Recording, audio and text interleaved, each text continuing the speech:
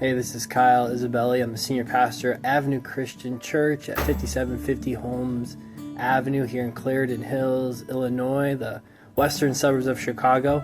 And I remember a time in my life in which it was extremely difficult to handle grief, handle sorrow, handle loss. I don't know about you, but there are many things over these last several years that have caused a lot of grief and sorrow and loss.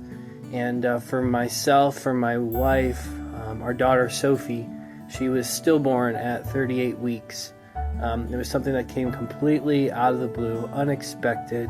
When my wife delivered her, we saw that the umbilical cord was wrapped around her body and her neck multiple times. And the thing that gives a baby life is the thing that took her life. It suffocated her. And I remember just being in the deep, dark despair of grief and loss, asking the questions of God of how could you let something like this happen?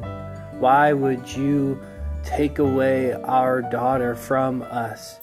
And I remember it was in those moments of deep despair in which, ironically, I felt God's presence. I felt God's comfort. The one I was so mad and so angry at was the one who was there to walk with me through the darkest valley that I had, and my wife had, that we had ever faced.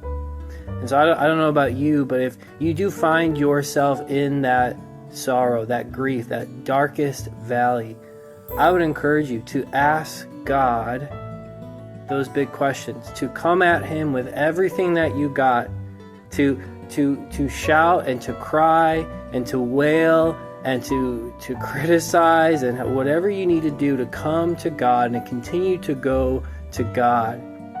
And it's in those moments of just being so angry and so frustrated that I believe God will show up.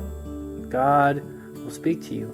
God will give you clarity of mind and give you a peace that goes beyond anything we could understand or comprehend in this world. It's something that I've had to consistently do over these last few years, as there are days that I mourn the loss of Sophie, and the grief feels like it just hit me once again, like it was that night.